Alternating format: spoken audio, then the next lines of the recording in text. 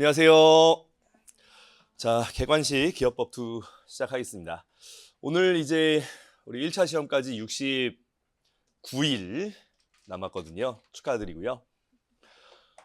절대로 조급하실 필요가 전혀 없습니다. 진짜요. 제가 막판 2주 싸움이라고 했었잖아요. 그러면 69일에서 한 막판 2주 14일 빼봐요. 그럼 며칠 남는 거예요? 그죠? 한 55일 정도 남잖아요. 그죠? 55일 남는데 진짜로 나도 좀 가슴이 답답해지긴 하네요. 근데 남은 55일 정도의 기간 동안 진짜 계속 점검을 해 나가는 거예요. 그동안 공부했던 거, 내가 부족한 부분이 뭐가 있는지, 또 시험에 잘 나오는 게 뭔지를 분명하게 인지를 이제 할 수 있잖아요. 그죠? 딱 보면 이제 이거 시험 잘 나오는 거 아니다. 그 정도는 지금 볼 수 있는 상태거든요. 그죠? 맞추고 틀리고가 아니라 이건 잘 나오는 거, 이건 좀 생소한 거, 그 정도는 볼 수 있잖아요. 그러면은 시험에 잘 나오는 건데 내가 잘 모른다. 시험에 잘 나오는 거고 내가 잘 안다. 이런 거를 명확하게 인지해 나가면서 내가 부족한 부분을 남은 시간 동안 계속 보완해 나가는 겁니다. 그러면은 55일이라고 치면 생각해 보세요. 하루에 한 10점씩 하루에 한 5점씩만 올려도 정말 점수 많이 올리는 거거든요. 그죠? 하루에 한 2문제씩만 더 내가 맞출 수 있게 만들자라는 생각으로 마무리를 해 나가시면 돼요. 그러면 지금 정말 지금 실력이 좀 많이 부족해도 막판까지 쭉 점수를 올리면 충분히 합격할 수 있는 실력이 될 수 있거든요. 괜히 막 지엽적인 거, 뭐 어려운 거에 꽂혀가지고 시간 낭비하지 마시고 늘 나오는 거, 또 쉽지만 절대 틀리면 안 되는 것들, 그런 것들 남은 기간 동안 계속 챙기시기 바랍니다. 자, 먼저 교재는 이제 강의 노트와 객관식 교재 두 개를 사용할 것이고요. 강의 노트로 내용을 정리하고, 그리고 객관식 교재로 가서 한 번 더 내용 정리하는 거라고 보시면 돼요. 기업법은 말문제만 나오기 때문에 사실 내용 정리가 전부죠. 그래서 이 수업을 통해서 계속 내용 정리를 한 번 더 하고, 또 중요한 게 무엇인지를 점검해 나간다고 보시면 되겠습니다. 다음 두 번째가 이제 10월 강의와 12월 강의. 제가 객관식 강의를 두 번 찍었어요. 10월 강의는 좀 길게 5일간 수업으로 찍고, 그다음에 12월 강의는 3일 계획을 하고 있거든요. 둘 다 다루는 범위는 똑같습니다. 다루는 범위는 똑같기 때문에 어떤 걸 들으셔도 이제 시험 대비로는 문제가 없다라는 것이죠. 다만 이제 내년에 첫 시험이다 보니까 이제 올해 기업법 2를 처음 들으시는 분들이 많은데, 이제 내가 기본 강의라든지 아니면 뭐 다른 내용 정리 강의를 들었다, 뭐 리마인드 수업이라든지 이런 걸 들었다라고 한다면 12월 강의를 들으셔도 전혀 문제 없습니다. 근데 나는 기업법 2라는 과목 자체를, 외관법 공인회계사법이라는 과목 자체를 그냥 객관식만 듣고 끝내겠다. 기본 강의 없이 그냥 객관식만 듣고 끝내겠다라고 하신다면 10월 강의가 아무래도 조금 더 이제 내용 설명을 길게 하니까 여기에 더 적합할 것 같아요. 이거는 이제 온라인 들으시는 분들 위한 설명이었습니다. 자, 다음 출제 예상. 자, 예전에 나왔던 이제 공시 자료죠. 자, 어느 정도 수준으로 출제할 예정인가에 대해서 가급적 해당 법령 중심으로 출제할 예정입니다. 이거 기본 강의 때도 얘기했었죠. 이 법령이란 단어가 이게 해석하기 나름이거든요. 근데 기본 강의 때도 설명드렸듯이 아무래도 이게 그 국회에서 정하는 법령을 의미하는 것 같다. 그리고 대통령령, 시행령이라든지 시행규칙은 여기 얘가 의미하는 게 아닌 것 같다라고 얘기를 했었거든요. 그래서 수업 때도 제 교재도 마찬가지고요. 법령 위주로 이제 교재에도 책을 수록하고, 그다음에 시행령이나 시행규칙은 정말 필요한 것들 위주로 넣었어요. 그것까지 다 넣으면은 너무 범위가 넓어지거든요. 그런데 최근에 이제 금감원에서 이렇게 각 대학 돌아다니면서 시험 설명회, 1차 시험 설명회를 하는데 한 분이 질문을 했나 봐요. 공인회계사법, 그다음에 외부감사법은 시행령이 나올 거냐라고 질문을 했고, 거기서 그 답변을 하신 분이, 이 공식적인 답변이 아니에요. 답변하신 분이 시행령은 내지 않겠다라고 답변을 했어요. 그런데 공식적인 답변이 아니거든요. 그럼 시행령은 다 제껴? 다 제껴도 아마 8문제 중에 뭐 거의 맞출 수 있을 거예요, 분명히. 근데 8문제를 다 맞추겠다라고 한다면 시행령도 어느 정도는 챙겨 가셔야 됩니다. 그래서 저도 수업 때 시행령을 다 버리지 않을 거예요. 필요한 부분은 다룰 거고요. 이 금감원의 공식적인 답변이 아니고 우리가 이거를 100% 믿고 가면 또 안 되는 게 왜냐면 예상 문제입니다. 금감원에서 처음에 예전에 배포했던 자료의 예상 문제인데 2번 지문 시행령이에요. 시행령 지문이고요. 그 다음에 최초 사업연도 어디 갔어? 5번 지문 시행령 규정이에요. 금감원에서 배포한 예상 문제 시행령을 가지고 냈어. 우리는 어느 장단에 춤을 춰야 되는지 모르겠습니다. 아무튼 그래서 시행령을 완전 버리는 거는 제가 볼 때는 뭐 조금 위험한 선택일 수도 있지 않을까. 그래서 어느 정도는 그래도 시행령을 어느 정도는 봐야 되지 않나 싶습니다. 그래서 이건 공식적인 자료고 설명회 때 발언은 공식적인 발언 답변은 아니었거든요. 그래서 시행령을 완전 버리는 것은 제 생각에는 조금 위험하지 않을까 싶습니다. 자, 그래서 이제 강의 노트로 가서 오늘 수업 들어가 보면요. 자, 강의 노트 1페이지고요. 챕터 1 총칙부터 살펴보도록 하겠습니다. 자, 기본적인 밑줄이나 이제 뭐 간단한 필기 이런 것들은 제가 미리 해놨어요. 혹시 안 돼 있으신 분은 이 화면을 보시면서 따라서 그으시면 되겠습니다. 파란색은 좀 덜 중요한 거, 빨간색은 중요한 거죠. 먼저 감사란 무엇이냐? 자, 감사라고 했을 때 단어가 이제 공인회계사법에도 나오고 외부감사법에도 감사라는 단어가 나오거든요.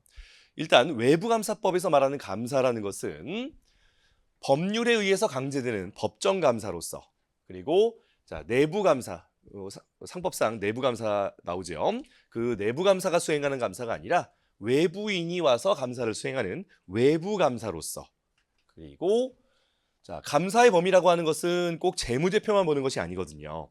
그런데 재무제표 감사를 대상으로 하고 있다라고 보고 있습니다.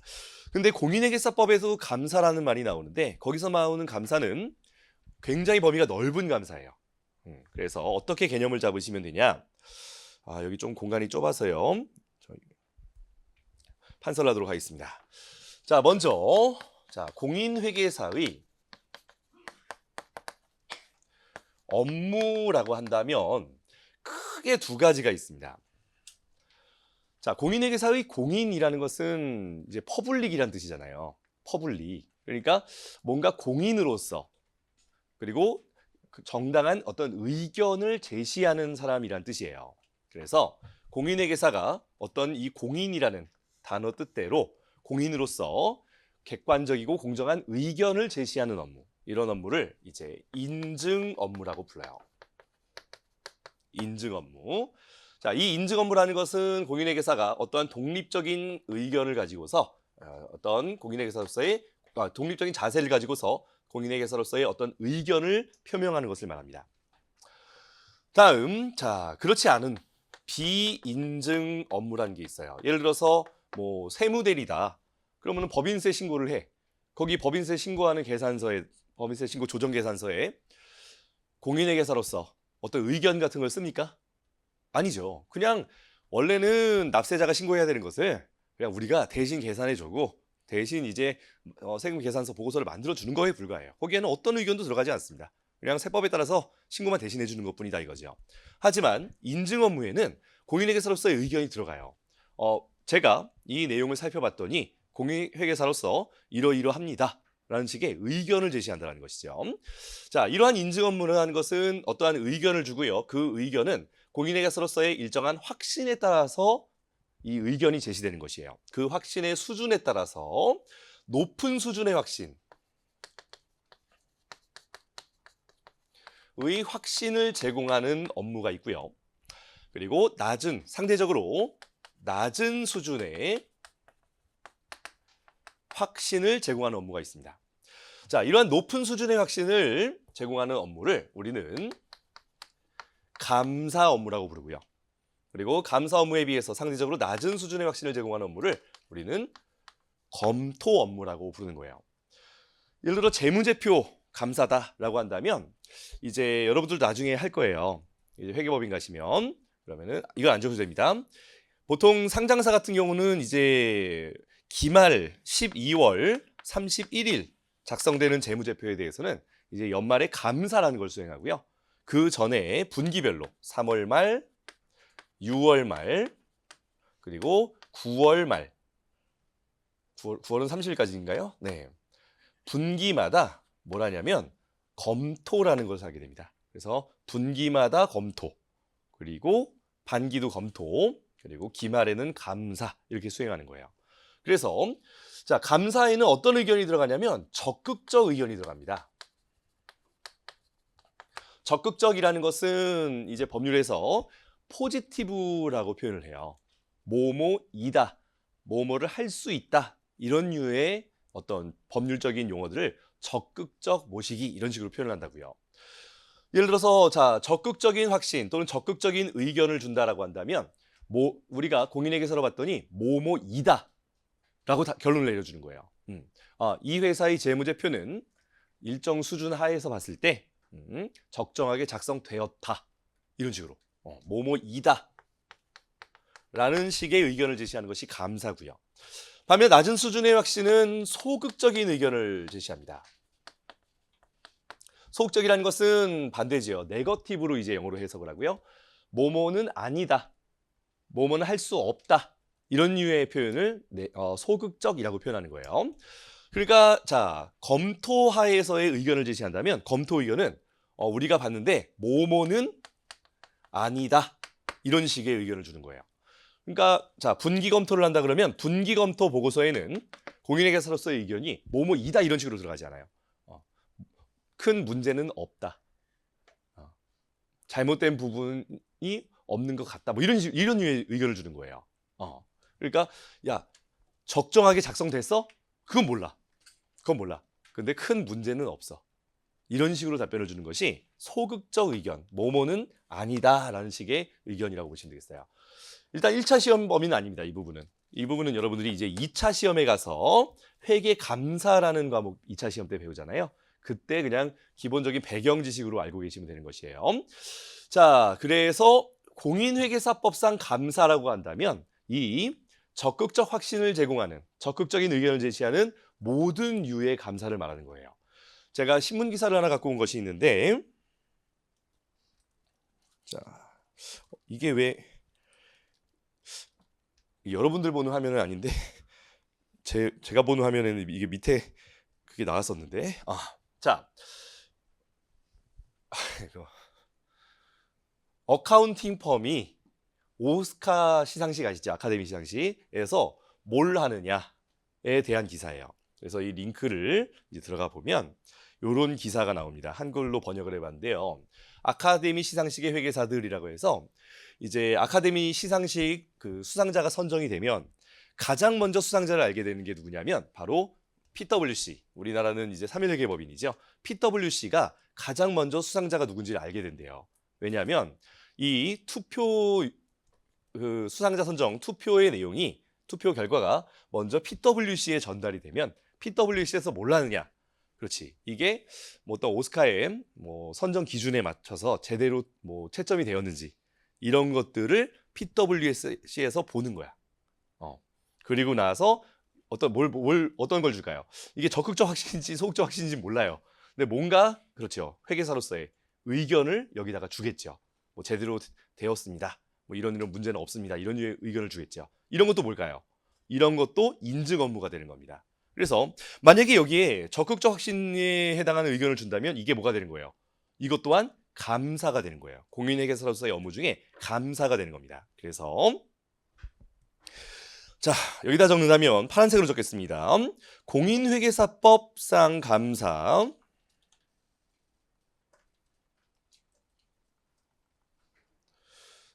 감사라고 한다면 굉장히 범위가 넓은 것이고요. 그 중에 법정감사로서 그리고 외부감사인이 수행하는 재무제표감사가 외부감사법상 감사가 되는 것이에요.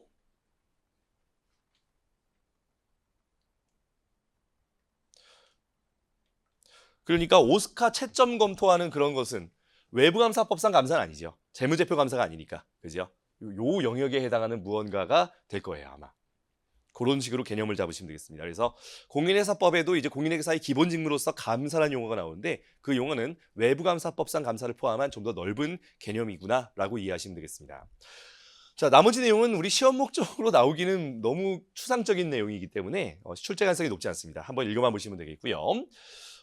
이해 목적으로 하나만 본다면 예를 들어서 자, 세무조사는 어떻게 될까요? 세무조사는 국세청에서 수행하는 그것도 감사예요.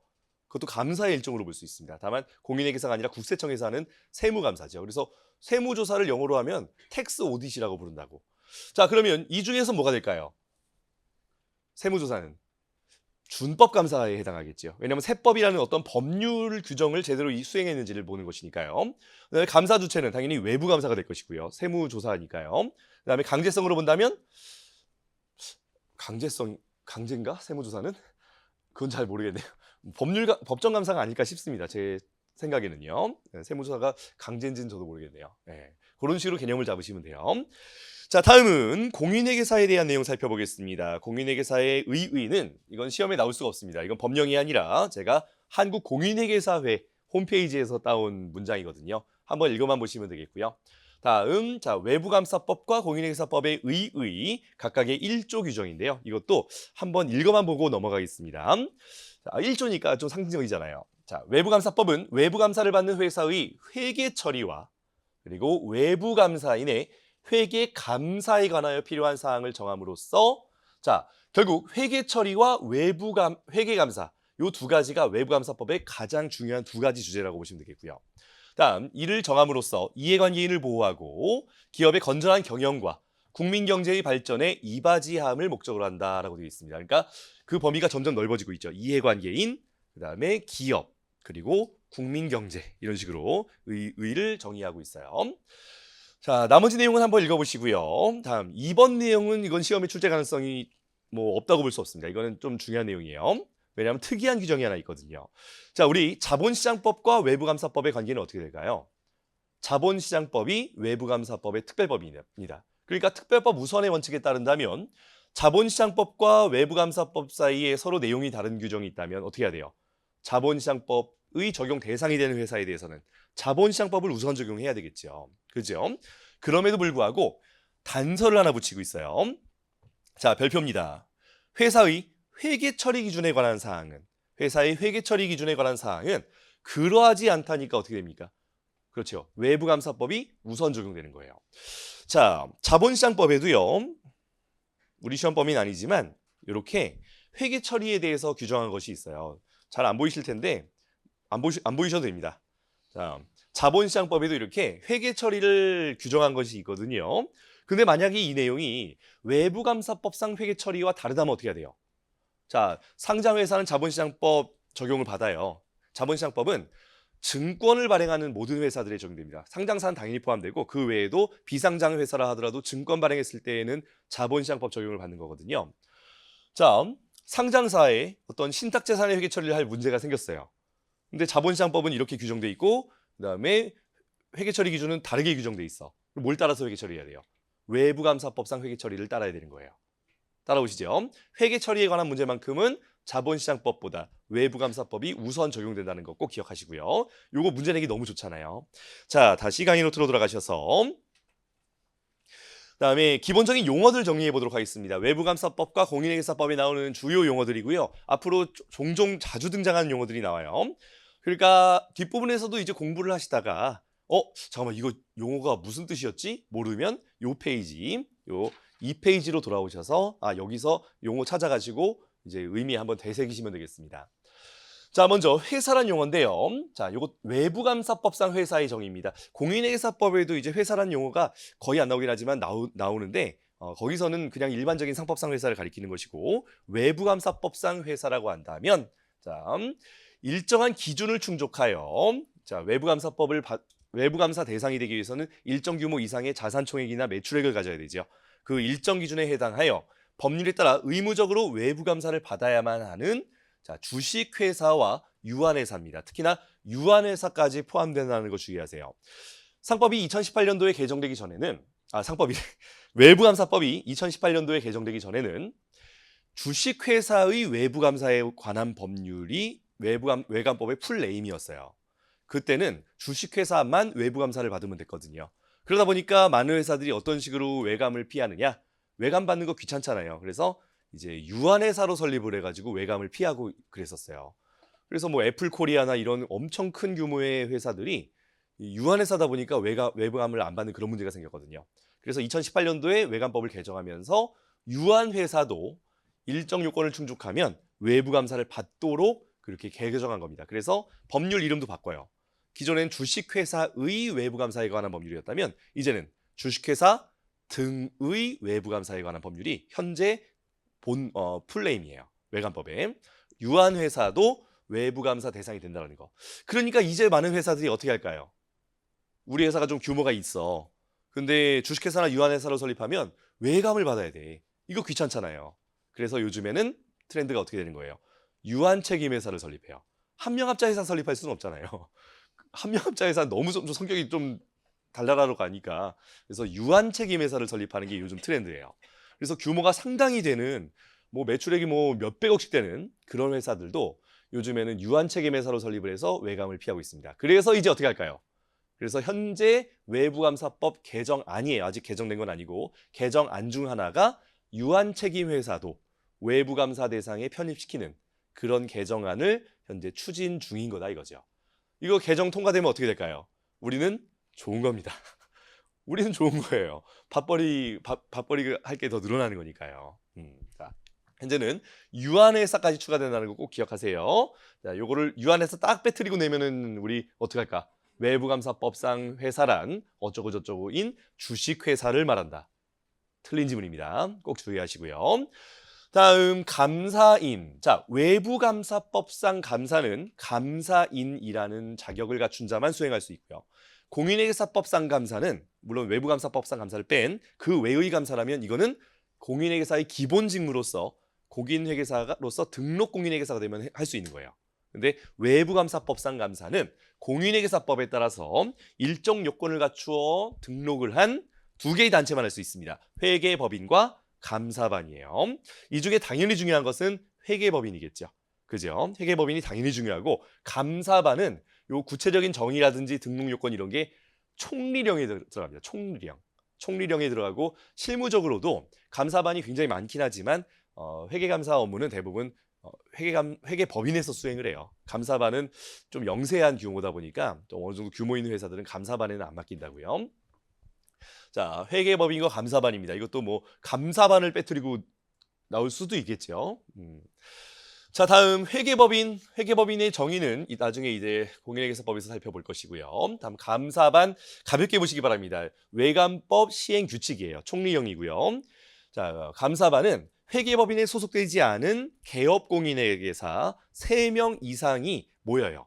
그래서 3명 이상의 개업공인회계사들이 모여서 만든 조합과 유사한 형태의 조직이 감사반이라고 보시면 되겠습니다. 다음 공인회계사의 기본 직무입니다. 공인회계사법 2조에 나오는 내용이고요. 자, 공인회계사는 다른 사람의 위촉에 의하여 다음 각호의 직무를 행한다라고 되어 있습니다. 우리 3일 회계법인의 3자가 석삼자거든요. 왜냐하면 공인회계사로서 수행하는 가장 기본적인 업무가 3개이기 때문이에요. 그래서 회계, 세무, 그리고 컨설팅이라고 생각하시면 됩니다. 자, 회계에 관한 감사, 감정, 증명, 계산, 정리, 입안 또는 법인 설립 등에 관한 회계. 자, 회계에 관한 업무가 첫 번째 기본 직무고요. 여기서 나오는 감사는 좀 더 범위가 넓은 감사라고 생각하시면 됩니다. 다음 세무대리 들어가고요. 그리고 이에 부대되는 업무가 기타 컨설팅이라고 생각하시면 됩니다. 그래서 3일 회계법인도 이제 그 팀 본부가 나눠질 때 회계 감사본부, 그리고 세무, 그리고 컨설팅 본부 이렇게 3개로 나눠지게 되어 있어요. 자, 다음 임원이란 용어가 이제 그 외감법에 등장을 하는데 이거는 상법상 임원이 그대로 외감법상 임원으로 연결된다고 보시면 되겠습니다. 그러니까 상법상 이사, 감사, 집행임원, 뭐 대표이사 이런 자들이죠. 자, 다음 회사의 분류 보도록 하겠습니다. 자, 먼저 회사라는 것은 자 지배 종속 관계에 있는 회사가 있다면 자 지배 회사와 종속 회사로 구분을 하고요. 이거는 회계 처리 기준 우리 재무회계 시간에 배우는 그 회계 처리 기준상 지배회사와 종속회사의 개념을 그대로 채용합니다. 이것도 시행령 규정이기 때문에 뭐 그냥 용어 정도만 보시면 돼요. 구체적인 정의는 안 보셔도 됩니다. 다음 관계회사. 관계회사는 종속회사를 포함하여 이제 관계기업과 공동기업으로까지 추가되는 것이죠. 그래서 종속회사, 관계기업, 공동기업. 이것도 회계 처리 기준에 나온 정의를 그대로 차용한 것이에요. 이것도 용어 정도만 보시면 됩니다. 시행령 규정이고요. 시행령 규정이기 때문에 그냥 용어 정도만 보시면 됩니다. 자, 다음 너무나 중요하죠. 주권상장법인, 대형 비상장 주식회사, 금융회사입니다. 이것도 대형 비상장 주식회사의 정의 정도는 봐야 되지 않나 싶은데 이것도 시행령이거든요. 5천억 이거 나오지 않을까요? 이거 시행령인데 5천억은 나오지 않을까요? 자, 먼저 주권상장법인이라는 것은 한국거래소에서 운영하는 세 개의 증권시장이 있습니다. 세 개의 증권시장, 코스피 또는 유가증권시장이라고 부르고요. 또는 코스닥, 코넥스 이 세 개의 증권시장에 주권을 발행한 상장된 주권을 발행한 법인을 주권상장법인이라고 부릅니다. 우리 상법에서는 상장회사라고 부르고 외부감사법에서는 주권상장법인이라고 부르는 거예요. 정의가 같다고 보시면 되겠습니다. 자, 먼저 가장 이제 건실하고 규모가 있는 회사들은 코스피 시장에 상장을 하고요. 그 다음에 코스닥 시장은 원래의 코스닥 시장 개설 취지는 벤처기업 상장을 위해서 만든 건데 현재 시점에서는 코스닥 상장만 하더라도 대단한 규모의 회사가 됐죠. 지금은. 그래서 현재 새로운 시장을 추가한 것이 코넥스 시장입니다. 코넥스 시장은 진짜 현재 찐 벤처기업들 상장하는 시장이라고 보시면 돼요. 그래서 코스피와 코스닥은 우리 시험 목적상 구분하실 필요가 없어요. 근데 코넥스 시장에 상장된 법인은 이 외관법상 특칙이 세 가지가 또 있거든요. 자, 코넥스 시장에 상장된 회사는 나중에 다시 정리해 드립니다. 자, 세 가지 예외를 두는데 그거를 주직스라고 외워주셔도 괜찮습니다. 주직스. 그 유도 비슷한 무슨 스포츠 종목 중에 주직스라고 뭐 스포츠 종목이 있대요. 격투기 종목 중에 주직스라고. 자, 주권상장법인 이거 일단 요 정도만 보겠습니다. 일단 나중에 주직스가 뭔지는 나중에 다른 페이지에서 정리를 또 해드릴게요. 페이지 번호 적어드리면 36페이지입니다. 36페이지. 지금 벌써 30분이 됐기 때문에 조금 속도를 낼게요. 자, 다음 두 번째로 비상장 주식회사입니다. 자, 먼저 대형 비상장 주식회사와 금융회사인데 이 둘은 무조건 비상장이어야 돼요. 그러니까 우리 금융회사 중에서도 상장된 금융회사들이 있잖아요. 그러면 걔는 업종이 뭐건 간에 얘로 들어가는 거예요. 상장된 회사는. 이 둘은 둘 다 비상장 회사예요. 그중에 대형 비상장 주식회사라고 해서 일정 규모 이상의 비상장 주식회사도 이 상장회사처럼 외관법상 특별한 대우를 받습니다. 아무래도 회사의 규모가 큰 만큼 이해관계인이 많고 그만큼 회계 투명성이 중요하기 때문에 좀 더 엄격한 규제를 받는 회사로 분류되겠죠. 자, 그래서 대형 비상장 주식회사의 기준은 주권상장법인이 아닌 회사로서 직전 사업연도 말 자산 총액 5천억 이상의 회사입니다. 5천억은 시행령에 나오는 기준이지만 기억을 하시기 바래요. 5천억은. 그리고 대형 비상장 주식회사 중 또 둘은 공시대상 기업 집단에 속하는 회사와 사업보고서 제출 대상 법인 요 둘은 비상장 회사 중에서도 거의 상장 회사처럼 공개가 돼야 되는 회사들이거든요. 이런 회사들은 1천억 이상 기준으로 되어 있어요. 요 1천억도 시행령 규정이지만 이 정도는 그래도 외워두는 게 좋지 않을까 싶습니다. 다만 공시대상 기업 집단이 무엇인지 사업보고서 제출 대상이 무엇인지는 이건 정말 몰라도 돼요. 왜냐하면 이거는 공정거래법과 자본시장법의 정의가 나오거든요. 그러니까 이 둘은 그냥 고유대명사처럼 기억해 주세요. 공시대상 기업 집단에 속하는 회사 그리고 사업보고서 제출 대상 법인. 이거는 제가 요 뒤에다 정의를 적어놓긴 했지만 이건 안 보셔도 됩니다. 이거는 그냥 고유대명사처럼 기억해 주세요. 이 둘은 비상장 주식회사지만 더 엄격한 규제가 필요한 그런 회사라고 보시면 됩니다. 그래서 1천억으로 요건을 더 낮춰놓은 거예요. 다음 금융회사 당연히 비상장 금융회사를 말하는 것이고요. 자, 내용은 한번 읽어보시면 되겠습니다. 다음 공시대상 기업 집단에 속하는 회사와 사업보고서 제출 대상 법인은 한번 읽어보시고요. 다음 외부감사와 관련된 용어들을 보겠습니다. 먼저 요거 정리하고 가야죠. 미안합니다. 자, 그래서 주권상장법인, 대형 비상장 주식회사, 금융회사 이 셋을 묶어서 저는요 삼형제라고 부릅니다. 삼형제. 요 삼형제에 대해서는 여러 가지 특칙이 있고 이 특칙은 나중에 한 번에 모아서 정리를 해드리겠습니다. 굉장히 많아요. 특칙 앞글자만 A4 한 페이지예요. 그래서 저도 수업하기 전에 앞글자를 외우고 들어옵니다. 혹시 까먹은 거 있을까봐 너무 방대해서. 굉장히 특징이 많습니다. 그리고 시험에 출제될 가능성도 그만큼 높으니까 나중에 한 번에 모아서 정리해 드릴게요. 자, 다음 외부감사와 관련된 용어입니다. 먼저 공인회계사 그리고 등록공인회계사라는 용어를 정리하셔야 되는데요. 먼저 공인회계사의 자격이 있는 자라는 것은 공인회계사 시험에 합격한 자를 말합니다.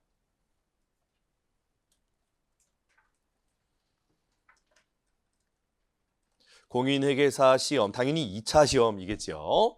시험에 합격한 자를 말해요. 그래서 공인회계사 시험에 합격한 자는 공인회계사의 자격이 있다라고 규정되어 있습니다. 그러면 바로 이제 사무실 차리고 개업할 수 있느냐? 그게 아니라는 거예요. 자, 공인회계사 자격을 갖고서 수습을 해야지만 공인회계사로서의 기본 직무를 수행할 수 있게 되거든요. 그러니까 공인회계사 시험에 여러분들이 합격을 하면 뭐는 될 수 있냐면 회계법인이나 감사반의 업무 보조자로는 들어갈 수 있습니다. 직원이 돼가지고. 근데 혼자서 독자적으로는 어떤 업무도 수행할 수 없어요. 업무 보조만 할 수 있다 이거죠. 자, 이런 공인회계사의 자격이 있는 자가 일정한 수습처, 회계법인, 뭐 아니면 한국공인회계사회, 아니면 금감원 이런 데서 1년의 실무 수습을 받습니다. 1년은 빨간색으로 밑줄 그을게요. 자, 1년의 실무 수습을 받으면 이제 금융위원회에 등록을 한 등록 공인회계사가 되고요. 그러면 아까 살펴봤던 세 가지의 공인회계사의 기본 직무를 수행할 수 있다라고 부른다 이거죠. 그러니까 1년 수습 마치고 바로 퇴사를 해. 바로 퇴사를 하면 공인회계사의 기본 직무 세 가지 할 수 있습니다. 바로 세무대리인 될 수 있고, 그 다음에 컨설팅 업무 같은 거 할 수 있는 거예요. 또 감사도 할 수는 있는데 외감법상 감사는 못하는 거예요. 아까 봤던 그림에서 외감법상 감사 이외의 감사들이 있었죠. 그거는 수행할 수 있어요. 근데 내가 외부감사법상 감사도 수행하고 싶다라고 하면 1년을 더 버티셔야 됩니다. 그래서 자, 등록 공인회계사는 이제 회계사무소를 설립해서 개업회계사로서의 직무를 수행할 수 있어요. 다만 감사인에게 소속되어 회계감사 업무, 이거는 외감법상 회계감사 업무를 말하는 거예요. 를 수행할 수 있는 공인회계사는 2년 밑줄 총 2년의 실무 수습을 받아야 됩니다. 근데 요 2년에는 등록을 위한 1년 수습이 포함되거든요. 그러니까 1+1 과정이라고 보시면 돼요. 1+1 해서 총 2년의 수습을 마치면 이제 외부감사법상 감사까지 수행할 수 있는 등록 공인회계사가 된다는 것이죠. 다음 재무제표는 넘어가도록 하겠습니다. 한번 읽어보시고요. 다음 연결재무제표. 이제는 제가 기본 강의 때 여러분들 고급 회계를 안 배우고 와가지고 연결재무제표가 뭐다를 설명드렸었는데 이제는 설명 안 드려도 되죠. 이제는 고급 회계 배우셨죠. 자, 지배회사는 지배회사 하나의 회사를 기준으로 한 재무제표를 작성하는데 그것을 별도 재무제표라고 부르고요. 그리고 종속회사의 재무제표까지 끌고 와. 그래가지고 재무제표를 또 만들어. 이것을 연결재무제표라고 부르죠. IFRS 같은 경우는 연결재무제표가 중심 재무제표고요. 그리고 기업회계 기준 같은 경우는 이제 별도 재무제표가 기준이 되는 그렇게 됩니다. 그래서 여러분들이 나중에 회계법인에 가시면 대부분의 회사가 회계법인의 담당 회사들은 이제 IFRS 기준으로 재무제표를 작성하거든요. 큰 회사들이 많다 보니까 이제 연결이 굉장히 여러분께 중요한 업무가 된다는 것입니다. 다음, 자, 지배회사가 감사인을 선임할 때 별도 재무제표와 연결 재무제표 감사인을 따로따로 별도는 3정, 연결은 3일 이런 식으로 선임하면 굉장히 업무가 비효율적이겠죠. 그래서 별도 재무제표와 연결 재무제표의 감사인은 동일한 자로 선임하라 라고 되어 있습니다. 업무의 효율화를 위한 것이죠. 종속회사와 지배회사의 감사인이 동일한 것은 아니에요. 지배회사 하나의 회사를 기준으로 해서 별도 재무제표와 연결 재무제표가 작성되고 이 둘을 감사하는 감사인을 동일 감사인으로 선임하라는 것이다 이거죠. 다음 회계감사. 자, 감사인은 회계 감사 기준에 따라서 외부 감사를 수행하라라고 되어 있고요. 자, 일반적으로 공정 타당하다고 인정되는 회계 감사 기준. 그래서 영어로 GAS라고도 부르고요. 근데 우리나라 현재 회계 감사 기준은 국제 회계 감사 기준을 그대로 수용하거든요. 그래서 GAS라는 표현을 쓰기도 하고 파란색으로 적겠습니다. 시험엔 당연히 안 나오죠. 국제 감사 기준이라고 해서 International Standard of Auditing 해서 ISA라고도 불러요. 국제 스탠다드, 국제 회계 감사 기준 뭐 그런 뜻이에요. 자, 다음. 자, 파란색으로 밑줄 그은 판례 하나 보고 가겠습니다. 판례가 나올진 모르겠지만요. 자, 법률상 의무가 없는 임의 감사가 있어요. 아까 봤던 그 그림에서 그러니까 외부감사법상 감사 밖에 있는 감사들이죠. 자, 이런 임의 감사를 수행하는 경우에도 만약에 그것이 재무제표에 대한 감사라면 아까 오스카 시상식 같은 감사는 아니고 재무제표에 대한 감사라면 임의 감사여도 임의감사여도 요 회계감사 기준에 따라서 감사를 수행해야 된다라는 판례고요. 그리고 뒷부분 시험에 나올지 모르겠습니다. 다만 차이가 있다면 법정감사의 경우는 회계감사 기준 위반 시 어떤 책임을 감사인이 부담하는데 임의감사의 경우는 회계감사 기준을 따라야 되지만 위반하더라도 어떤 민형사상 책임은 없다라는 판례예요. 굉장히 중요한 판례입니다. 사실 실무적으로는. 법정감사 같은 경우는 이 감사인으로서의 책임이 대부분의 회계사들이 동의할 것이 우리가 받는 보수 대비 너무 과중해요. 예를 들어서 법정감사 1,500만 원 받아. 근데 이거 하나 잘못해가지고 삐끗나면 막 손해배상이랑 형사 책임을 엄청나게 부담할 수가 있거든요. 그래서 특히나 상장회사 감사 같은 경우는 진짜 이 회계사들이 일할 때 정말 신중하게 합니다. 상장회사 같은 경우는 이거 뭐 하나 잘못해가지고 소송당하고 이러면은 정말 책임이 크거든요. 그래서 진짜 좀 스트레스 받고 이런 거 싫어하는 사람들, 난 돈 많이 버는 거보다 나는 스트레스 안 받고 싶어 라는 사람들은 아예 법정감사 수임을 안 하는 회계사들도 많아요. 그냥 임의감사만 하겠다. 임의감사는 보수가 훨씬 작아요. 책임이 적은 만큼. 예를 들어 똑같은 규모의 회사가 법정감사면 한 1,500, 2,000 받는다 하면 임의감사하면 한 500 받고 그러거든요. 그래도 난 마음 편한 게 좋다 그러면은 한 임의감사 500짜리 3개 하겠다 차라리. 이런 경우들이 더 많습니다. 저는 제 개인적인 성향은 후자의 성향이 강해요. 법정감사, 특히나 상장사 감사. 제가 속한 회계법인은 상장사 감사를 못해요. 아예 상장사 감사는 못하고 이제 법정감사는 할 수 있지만 법정감사 같은 경우도 웬만하면 저는 좀 위험한 거는 안 합니다. 일이 들어와도 뭐 많이 들어오지도 않지만요. 일이 들어와도 웬만하면 그냥 넘긴다 이거죠. 네가 해라 이런 식으로. 자, 내용 살펴봤고요. 다음 감독기관과 유관기관, 요거는 그림으로 바로 보겠습니다. 자, 먼저 우리의 업무를 감독하는 기관이라고 한다면 금융위원회가 가장 핵심 기관이에요. 근데 금융위원회는 이 공인회계사나 회계법인의 등록 자체, 어떤 자격 자체와 관련된 업무를 대부분 수행하고요. 그리고 회계감사와 관련된 업무는 대부분 증선위에 위탁을 하게 되어 있어요. 그래서 나중에 보겠지만 등록의 취소라든지 이런 검토는 금융위원회에서 바로 해요.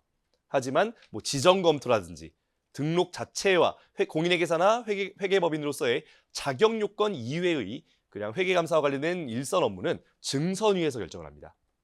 다만 증선위도 그 규모가 그렇게 크지 않은 집단이거든요. 그래서 금융위원회나 증선위는 실무적인 부분은 금융감독원이나 이제 한국공인회계사회 업무를 위탁해서 여기서 수행을 하도록 합니다. 그래서 여기서 이제 실무적인 부분을 하고요. 금융감독원은 실무적인 부분 중에서 중요한 회사들, 그리고 조금 덜 중요한 회사들은 한국공인회계사회에서 이제 감리를 하거나 이렇게 하고 있어요. 실무적인 부분을 처리하고 있습니다. 요게 이제 유관기관의 관계도라고 보시면 되겠고요. 용어 정도만 보시면 되겠습니다. 자, 이렇게 해서 제1장 총칙 내용을 모두 살펴봤고요. 문제 풀어보도록 하겠습니다. 객관식 교재 1페이지예요. 자, 다음 중 외부감사법상 옳은 것은 이라고 되어 있죠. 1번 감사인이란 공인회계사법 제23조에 따른 회계법인을 말한다 맞나요? 아니죠. 회계법인뿐만이 아니라 우리 좀 작은 규모지만 감사반 빼먹으면 안 됩니다. 감사반도 추가된다는 것이죠. 자, 회계법인과 감사반까지 여러분 잊으시면 안 됩니다. 감사반을 말하는 것이고요. 다음 2번 질문. 회사란 외부감사법상 외부감사의 대상이 되는 주식회사를 말한다? 아니다 이거죠. 주식회사와 이제 뭐가 됩니까? 와 유한회사도 추가되는 거예요. 어서 유한책임회사도 추가되기를 바라고 있습니다. 다음 3번. 직전 사업연도 말 기준 공시대상 기업 집단에 속하는 비상장 주식회사로서 자 파란색으로 위주로 그을게요. 공시대상 기업 집단에 속하는 비상장 주식회사의 경우는 대형 비상장 주식회사의 기준이 1,000억입니다. 1,000억 자산 1,000억이에요. 그래서 직전 사업연도 말 자산총액 1,000억 이것도 시행령이니까 파란색으로 위주로 그리겠습니다. 자산총액 1,000억 원인 회사를 우리 대형 비상장 주식회사라고 정의하죠. 자, 자산총액 1,000억 기준으로 하여 대형 비상장 주식회사로 분류하는 회사는 하나가 더 있죠. 사업보고서 제출 대상 법인입니다. 4번 지문이죠. 자, 사업보고서 4번 지문이 아니네. 요 3번 지문에 또 적읍시다. 그래서 플러스 사업 보고서 제출 대상 법인도 자산총액 1천억을 기준으로 해서 대형 비상장 주식회사로 똑같이 분류를 하고요. 다음 4번 질문입니다. 직전 사업연도 말 기준 공시대상 기업 집단에도 속하지 않고 사업보고서 제출 대상 법인에도 속하지 않는 회사로서 직전 사업연도 말 자산총액 2천억 원인 회사는 외관법상 대형 비상장 주식회사에 해당한다. 맞을까요? 아니죠. 2천억이 아니라 이건 빨간색으로 할게요. 5천억입니다. 5천억. 자산총액 5천억 기준으로 하여 대형 비상장 주식회사로 구분짓는 것이에요. 다음 5번 질문입니다. 공인회계사의 감사에 관하여 회계처리 기준에 관한 사항이 자본시장법의 규정과 외부감사법이 다른 경우. 자, 회계처리 기준 빨간색 밑줄 그어주시고요. 회계처리 기준에 관해서만큼은 우리 양보가 없다 이거죠. 양보가 없어요. 자본시장법이고 뭐고 간에 무조건 뭐를 우선 적용해요? 외감법을 우선 적용하는 거예요. 따라서 자본시장법의 규정이 아니라 외부감사법의 규정을 적용하는 겁니다.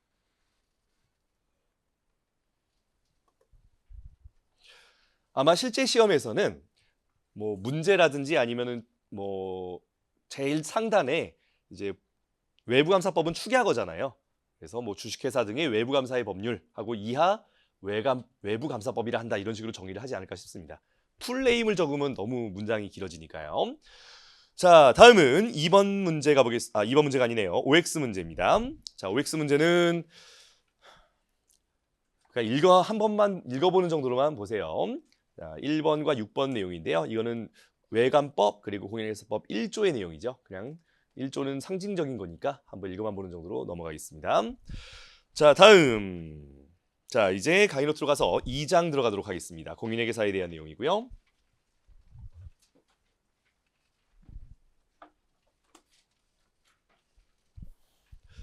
지금 한 2달여 정도 남았는데 여러분들 지금부터 어떤 하루 일정을 시험날 스케줄에 맞춰서 하루를 보내는 거를 전 추천해요. 여러분들이 만약에 올림픽 나가는 선수라고 생각해 보세요. 한 2달쯤 남았을 때부터 아마 컨디션 관리 들어갈 거거든요. 밥도 좀 잘 챙겨 먹고 선수촌 같은 데 가서 밥도 뭐 식단에 맞춰서 먹고 그럴 거거든요. 우리도 올림픽 나가는 선수랑 비슷한 거 아닙니까? 최소한 한 1년 또는 그 이상 준비한 시험을 이제 시험 날 가서 보여줘야 되는 내 역량을 보여줘야 되는 거 아니에요. 그래서 시험 장소가 아직 결정 안 됐잖아요. 올해도 고등학교에서 볼지 모르겠네. 예전에 코로나 터졌을 때 잠깐 고등학교로 시험 장소 하더니 계속 고등학교로 보고 있거든요. 그 전에는 대학교에서 시험 봤었어요. 중앙대 아니면 홍대, 또 경희대, 뭐 이런 한양대, 요 세 개 대학, 중앙대, 한양대, 홍대, 요 세 개 대학 중에 한 군데로 해가지고 시험 장소가 결정됐었거든요. 그러면은 대충 이 세 개 학교 놓고서는 지금 우리 집에서 대중교통으로 꼭 대중교통 타셔야 됩니다. 예, 택시나 이런 거 타면 밀릴 수 있으니까요. 대중교통으로 어느 정도 걸리는지를 한번 일단 체크해 보세요. 그래서 한 1시간 정도 걸린다라고 하면 내가 시험날 시험장에 몇 시에 도착할지가 계산되죠. 몇 시 시험 시작이죠, 우리가? 몇 시까지 입시를 해야 되지? 그래도 한 8시까지는 가야 되지 않을까요? 그럼 8시까지 내가 시험장에 도착하겠다라고 한다면 집에서 7시에 나와야 되죠. 역산을 하는 거야. 7시에 집에서 출발하면 몇 시에 일어나야 돼? 적어도 한 6시 50분에 일어나야 되겠죠. 그럼 내가 6시 50분에 일어난다 그러면 아침에 뭐 준비할 게 뭐가 있어요. 일어나서 그냥 가방만 메고 나오는 거지. 6시 50분에 일어나려면 몇 시에 자야 돼? 또 막 여기서 수면을 막 4시간씩 자고 그러면 안 됩니다. 우리는 최상의 컨디션으로 시험을 봐야 돼요. 그러니까 한 적어도 한 7시간은 자야 되지 않을까요? 그럼 6시 50분에 일어나려면 7시간 잔다 그러면 몇 시에 자야 돼? 10시 50분엔 11시 50분인가요? 계산 안 되네. 계산 안 되는데 10시 50분? 10시 50분엔 자야 되는 거야. 뭐 그 전까지는 공부하고. 그러니까 지금부터 이제 2달여가는 10시 50분 때 가면 무조건 자는. 그리고 6시 50분에 무조건 일어나는. 그 생활 패턴을 유지하는 거예요. 그렇게 하면 일단 매일 똑같은 시간에 자고 똑같은 시간에 일어나면 수면 효율이 좋아진대요. 그러면 똑같은 7시간을 자도 엄청 잘 자는 거야, 우리가. 그러면 또 어떻게 돼? 컨디션, 우리의 어떤 생체 리듬이 딱 그거에 맞춰지겠죠, 여러모로. 아침도 일정한 시간에 먹고. 그래서 지금부터 생활 패턴을 그렇게 유지하셔야 됩니다. 그리고 꼭 시험장까지 얼마 걸리는지 체크하세요. 제가 수능날 그거 체크 안 해가지고 망했거든요. 예. 제가 수능 봤던 2014년 그때 이제 제가 시험 보는 학교, 배정된 학교랑 저희 집이랑 좀 멀었어요. 평상시 같은 경우는 뭐 버스 타면 한 1시간 정도 좀 더 걸리는 그 정도 거리로 이제 제가 배정을 받았거든요. 제가 고등학교를 좀 멀리 다녀서 그랬어요. 근데 제 반에 한 친구가 자기네 형이 자기 집에서 한 30분 거리에 있는, 보통 상황이라면 30분 정도 거리에 이제 시험 배정 받았는데 수능 당일 차가 막혀가지고 30분 거리를 1시간 반 걸려서 갔다는 거야, 자기 형이. 그럼 나는 1시간 걸리는데, 그러면 잠깐만, 한 3시간 전에 출발해야 되나? 생각을 한 거지. 그래서 수능날 평소보다 엄청 일찍 일어나가지고 진짜 한 새벽 5시에 집에서 출발했어요.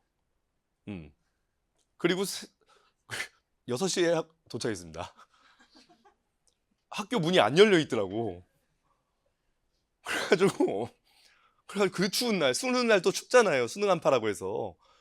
그래가지고 학교 문이 잠겨 있으니까 그 학교 앞에 편의점에 가가지고 라면 한 그릇 먹고 거기서 1시간 앉아 있다가 수능 보러 갔어요. 그러니까 컨디션이 엉망인 거야. 평소보다 잠도 못 자. 또 그 추위에 1시간 밖에서 있다가 들어가니까 아주 수능 조지고 뭐 그랬죠. 예. 그러니까 여러분들 꼭 대중교통 이용하시고요. 그리고 대중교통은 딱 시간 정해서 가잖아, 지하철은 특히나. 그리고 딱 시험장까지 얼마나 걸리는지 딱 체크해서 그 생활 패턴을 무조건 맞추셔야 됩니다. 이건 제 진짜 경험에서 우러난 정말 뼈저린 조언이라고 생각해 주세요. 네. 자, 2장 들어가 있습니다. 공인회계사. 자, 먼저 제1절 공인회계사의 자격에 대한 내용이 나오고요. 먼저 자격, 공인회계사 시험에 합격한 자는 공인회계사의 자격이 있다인데 자체로 개업 못합니다. 그냥 감사반이나 회계법인에 취직은 할 수 있는 것이죠. 다음에 해당하는 자는 공인회계사가 될 수 없다라고 해서 결격 사유를 정하고 있는데요. 여기에 해당한 자들은 공인회계사 시험 자체가 응시가 안 됩니다. 자, 첫 번째, 미성년자, 그리고 피성년 후견인, 그리고 파산 선고를 받고 복권되지 아니한 자죠. 어떤 능력에 문제가 있는 자라면 공인회계사로서 어떻습니까? 그렇죠. 공인으로서의 역할을 수행할 수가 없게 되는 거 아니냐 이거죠. 먼저 제한 능력자가 등장을 하는데요. 여기에 피한정 후견인은 빠집니다.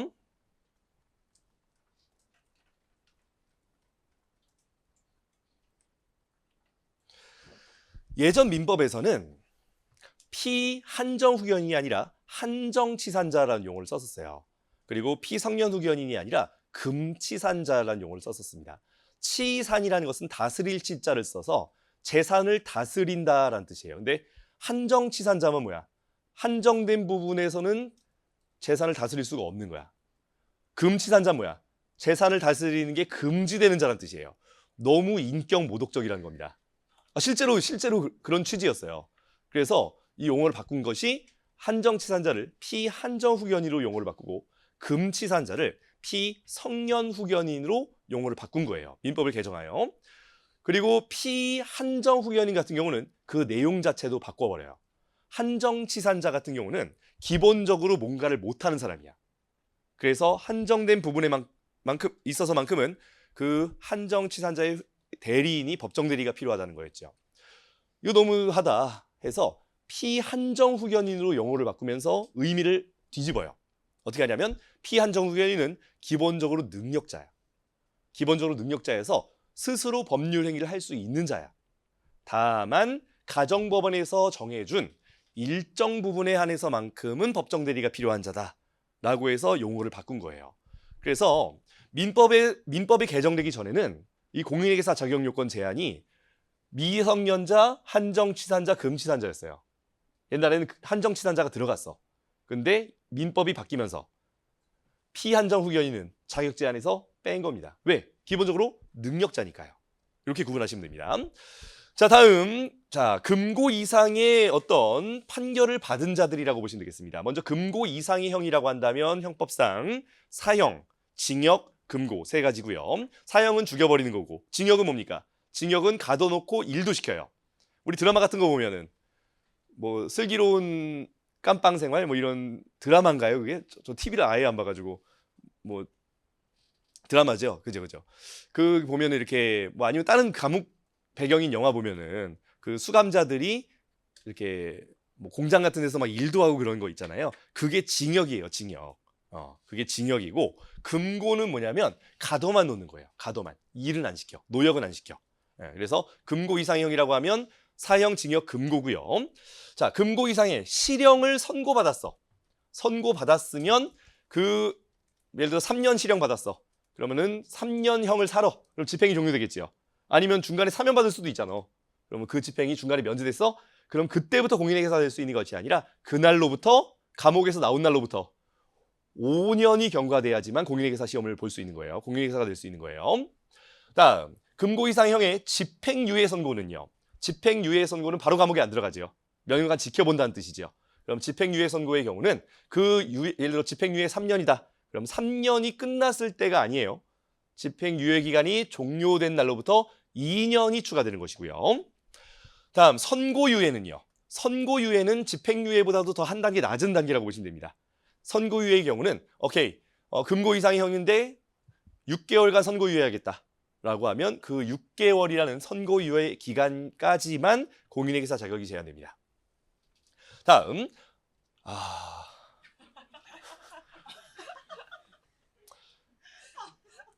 잠깐만요. 자, 일단 고위 공무원에 대한 징계의 형태로서 자, 탄핵 또는 징계 처분에 의하여 이거 발언 함부로 하면 안 됩니다. 자, 파면 또는 해임되거나 아니면 공인회계사법이나 아니면 세무사법에 따른 징계에 따라 제명되거나 등록 취소가 된 후 자, 얘네들도 어떻게 됩니까? 파면 해임되고 끝나는 게 아니에요. 제명 등록 취소되고 바로 또 응시할 수 있는 게 아니야. 어떻게 되는 거야? 5년이 지나야 되는 겁니다. 5년이 지나야지만 공인회계사 시험에 응시할 수 있는 거예요. 그러니까 자, 단계를 나눠보면 일정한 시점에 있을 때만 공인회계사 시험 응시가 안 되는 공인회계사 자격이 갖출 수 없는 그런 자격 제한이 어떻게 됩니까? 1번, 2번 그리고 5번이 되는 것이겠죠. 그죠? 어떠한 상태에 있을 때만 플러스 0이에요. 자, 일정한 상태에 있을 때만 공인회계사 자격을 갖출 수 없어. 그게 바로 1번, 2번, 5번이 되는 것이고요. 그다음에 일정한 시기가 끝났어. 그래도 플러스 2년. 이 지나야지만 공인회계사 자격을 갖출 수 있는 게 뭐가 있죠? 2년짜리 요거 하나 있는 겁니다. 4번 하나 있는 거고요. 그리고 일정한 시기가 끝났어. 일정한 상태가 끝났어. 그래도 5년이 더 지나야 되는 거 뭐가 있습니까? 심각한 것들이죠. 실형 선고받은 거랑 그다음에 파면 해임 등록 취소 된 경우라고 보시면 되겠죠. 그러니까 3번과 6번은 5년을 더 기다려야 됩니다. 이렇게 내용을 정리하시면 되겠어요. 시험에 나올까요? 네, 시험에 나올지 모르겠습니다. 특히나 이거는 못 낼 것 같은데? 이건 못 낼 것 같은데? 너무 민감한 주제라서. 자, 다음 양거로 3번 범죄 경력조회 보도록 하겠습니다. 자, 공인회계사 등록을 하려는 자가 있어요. 그럼 이 자가 어떤 금고 이상의 실형을 선고받은 적이 있는지 집행유예 선고를 받은 적이 있는지를 금융위원회에서 쉽게 확인할 수 있어야 되겠죠. 그래서 금융위원회는 경찰청장에게 등록을 신청한 자 또는 현재 등록되어 있는 공인회계사의 범죄 경력 조회를 요청할 수 있다라고 되어 있습니다. 2024년 개정 사항이기 때문에 좀 중요하게 봐주시기 바래요. 2024년 개정 사항입니다. 자, 금융위원회는 위 업무를 공인회계사회에 위탁할 수 있다. 그래서 등록과 관련된 업무는 원래 금융위원회가 하는 건데 이거를 공인회계사에서 다 맡아서 해줍니다. 그래서 여러분들도 나중에 공인회계사 등록증 같은 거 받잖아요. 아니면은 합격증 같은 거 받는 거 이제 공인회계사회 가서 받아오고 그래요. 자, 범죄 경력 조회를 요청할 수 있다 이거죠. 이게 실무적으로 어떻게 처리될지 모르겠네요. 아마 뭐 응시 같은 거 할 때 범죄 경력 조회 뭐 동의서 같은 거 아마 받거나 그러지 않을까 싶어요. 제 생각에는 등록 신청 같은 거 받을 때. 자, 다음은 양가로 4번의 유사명칭의 사용 금지입니다. 한번 읽어만 보시고요. 요 관련된 판례가 지방법원 판례로 하나 있는데 지방법원 판례이기 때문에 시험에 나오지 않을 거예요. 한번 읽어만 보시고요. 다음 공인회계사의 권한 보겠습니다. 공인회계사의 기본 직무 앞에서 살펴봤듯이 세 가지의 기본 직무가 있고요. 이 기본 직무 세 가지는 등록 공인회계사 아니면 회계법인에 한해서만 이를 수행할 수 있다는 것이죠. 공인회계사법 50조고요. 얼마 전에 이 공공기관 그 뭐죠? 그 실사 그거 업무를 이제 서울시 조례에서 이제 세무사도 할 수 있게 그거 개정되면서 공인회계사에서 지금 막 여러 가지 반발 성명 내고 그러거든요. 근거 규정이 바로 50조예요. 50조를 보면 회계에 관한 감사, 감정, 증명, 계산 등은 등록 공인회계사나 회계법인만 할 수 있다라고 되어 있거든요. 그래서 공인회계사법 50조 위반한 뭐 조례사라고 해가지고 했는데 대법원까지 가서 진 걸로 알고 있습니다. 네. 공인회계사회 하는 일이 늘 그래요. 자, 다음 관계기관의 장부 및 서류의 열람입니다. 예를 들어서 내가 어떤 공공기관의 결산서 검토를 들어갔다. 그럼 결산 검토하려면 해당 기관과 뭐 해당 기관 산하기관들까지도 뭐 장부를 볼 필요가 있을 수 있겠죠. 그런 산하기관 같은 관계기관의 장부나 서류도 공인회계사나 회계법인이 열람을 할 수 있다는 규정이에요. 자, 다음은 양가로 3번 등록 공인회계사에 대한 내용 살펴보도록 하겠습니다. 아, 이것도 요즘 이슈니까 50조도 이슈가 있으니까 출제 교수님이 조금 눈여겨볼지도 모르겠네요. 좀 최근 실무적인 이슈가 있으니까요. 이것도 아무튼 등록 공인회계사와 회계법인만 할 수 있다는 거 기억해 주시고요. 자, 다음 등록 공인회계사에 대한 내용 살펴보겠습니다. 자, 수습 과정이 1년 과정과 2년 과정으로 나눠집니다. 먼저 등록 과정입니다. 공인회계사의 기본 직무를 행하고자 할 때에는 다음의 기관 중 하나에서 1년 이상의 실무 수습을 받은 후 금융위원회에 등록을 하여야 되고요. 회계법인 등이라고 보시면 되겠죠. 올해 이제 2차 시험 합격한 분들이 요 수습처, 여기 수습처를 못 찾아가지고 좀 그런 미지정이라고 부르는 문제가 있었어요. 그래가지고 이제 합격하고도 이제 연락 온 친구들이 꽤 있었어요. 그래가지고 저 올해 회계법인 못 들어갔는데 어떡합니까? 로컬 회계법인까지도 다 원서를 썼는데 조금 나이가 많은 친구들 뭐 30, 뭐 5, 6 이런 정도 되면은 로컬에서도 좀 부담스러운 이제 잘 안 되나 보더라고요. 저는 별 생각 없는데 저라면 우리 회계법인 온다 그러면 받아줄 것 같은데 예.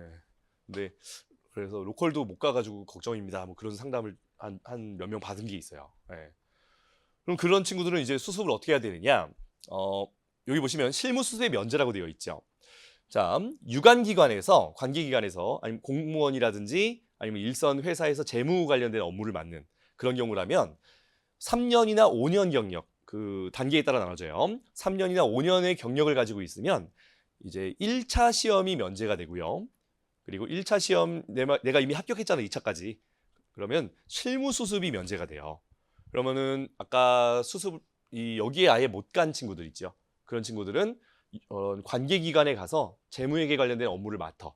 그러면은 3년이나 5년 경력을 쌓으면 실무수습 면제자가 되잖아요. 그죠? 실무수습 면제자가 되면 바로 이제 등록까지도 되는 겁니다.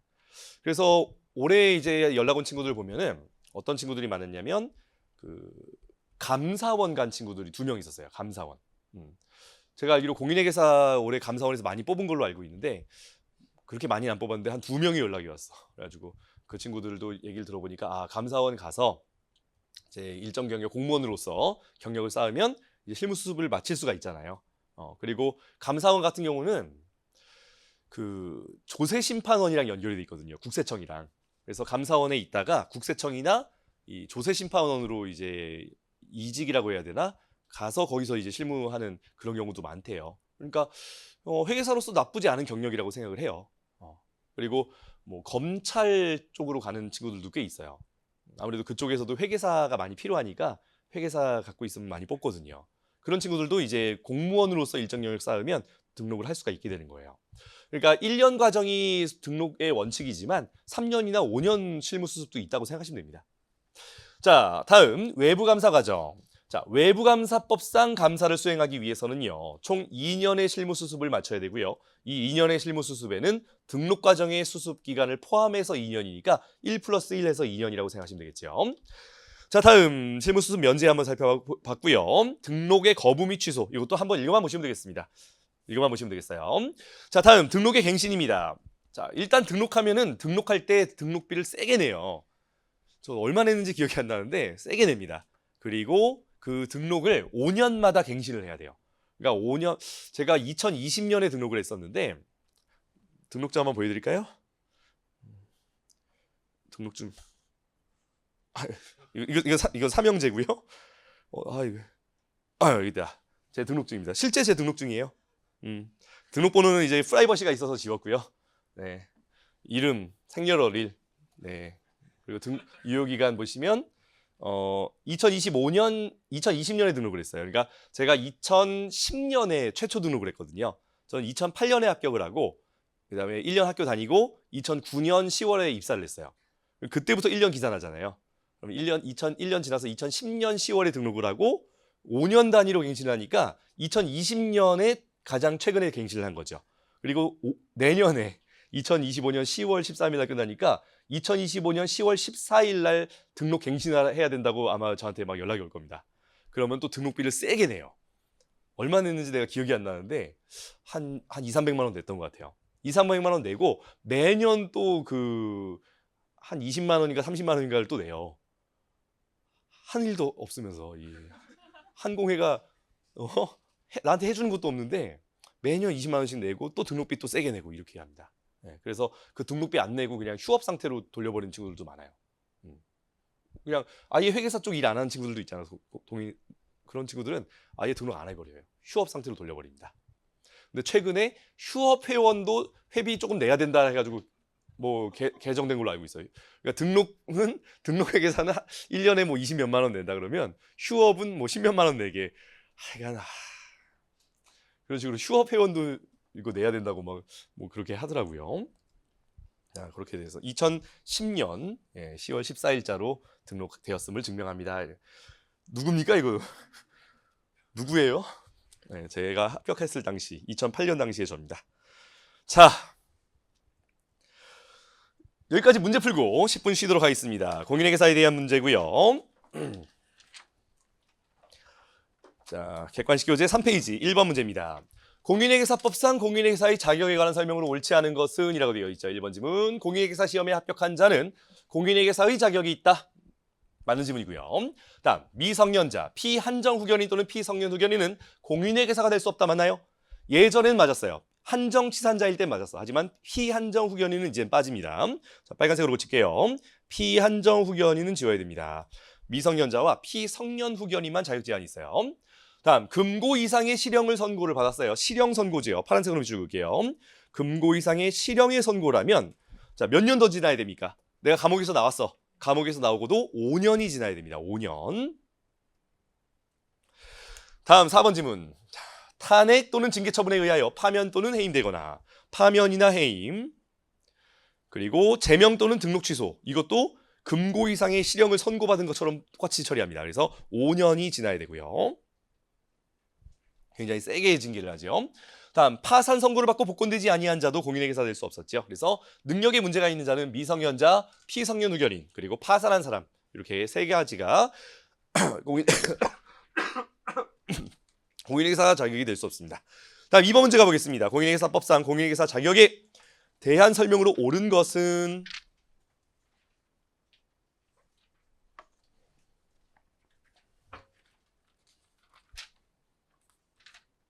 자, 1번 문제입니다. 1번 질문. 금융위원회는 경찰청장에게 자, 경찰청장 파란색 하나 밑줄 긋고요. 공인회계사 등록을 신청한 자 또는 등록한 공인회계사의 범죄 경력 조회를 요청할 수 있다. 범죄 경력 조회 빨간색 밑줄. 아마 내년에 갱신하라고 할 때 범죄 경력 조회 동의서 같은 거 저한테 받아갈 것 같아요. 생각에. 2024년 개정됐으니까요. 다음 2번 질문. 공인회계사 자격이 있는 자가 공인회계사법상 공인회계사의 기본 직무를 수행하고자 할 때에는 자, 공인회계사 기본 직무 파란색 밑줄. 자, 공인회계사법 2조에 나오는 세 가지의 기본 직무를 말하는 것이고요.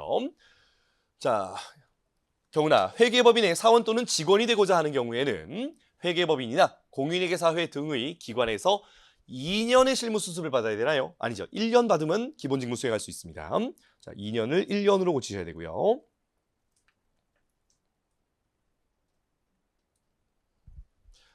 다음 3번 질문. 감사인에 소속되어 외부감사법상 회계감사 업무를 수행하려면요. 자, 외감법상 회계감사 업무 밑줄.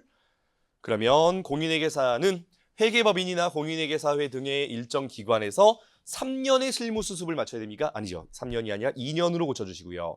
이 2년에는 요 1년의 등록 과정이 포함됩니다. 그러니까 1 플러스 1 해서 2년이 되는 것이에요.